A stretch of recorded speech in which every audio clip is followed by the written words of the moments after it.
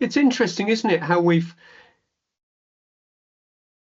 because you started all this by saying maybe there's stuff that we still don't know. There's more we all need to research, but actually at another level, in the what's getting on for for 20 years since the first part of 2000, as it were.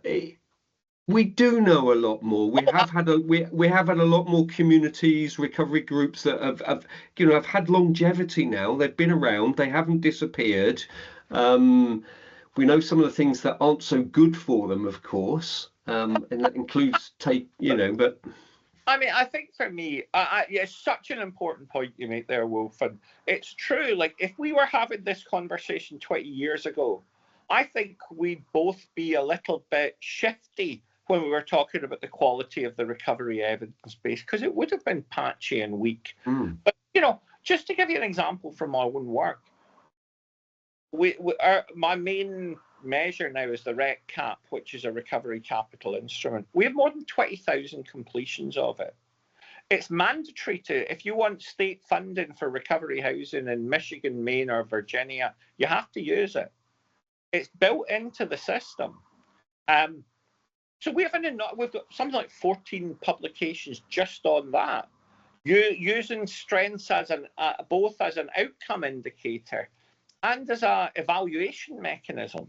And I by no means claim that I've got a unique control of this. The depth of recovery capital, of recovery evidence, is growing, and it's internationally growing as well. 2 months ago, I was in Singapore for a week, training prison staff in Singapore about the principles of recovery and long-term recovery. And, the day I got there, they had the yellow ribbon run for second chances for offenders. 9,000 people took part in that. And, one of the things I think that the evidence base is good, but we still remain in our little bubble, that we need to, I think much, much more of crossover to mental health, crossover to criminal justice, and to maybe stop thinking so much about recovery as a movement or as a phenomenon, but as part of a kind of strengths-based revolution in social sciences. Yeah, and I think that's very interesting, because you used that word movement and revolution, and that was some of the fervor that was floating around in 2008 and 2009. And I think what we've all realized now is that actually, no, it's actually about some long-term localized hard graft. You're just doing it year after year in the same place. And that's where it's really coming from. It's really centered and grounded in and you've used in all of your chat, you've used locations. You are centered and grounded in communities. This is really important.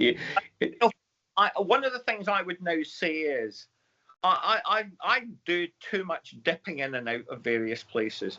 But I think if you want to be, one of the reasons why maybe there's not so many recovery researchers is, I don't think you can be a recovery academic in the sense you can be an addiction academic. I think you have to be a passionate champion. You have to be an activist to do this.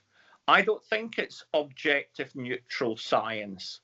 I think you have to get your hands dirty and you have to get involved. And you have to build trust relationships. And I don't need to tell you this. You've been doing this for years, Wulf, but it seems to me like I don't have any pretense that I'm somehow some independent, neutral observer of what's going on. I don't want to be. I haven't been for years, and I really don't care if that means I can't get things published in Addiction anymore. That's all right, because it seems to like, and it's really interesting for me. I feel like the inspirational figure for me is still William White.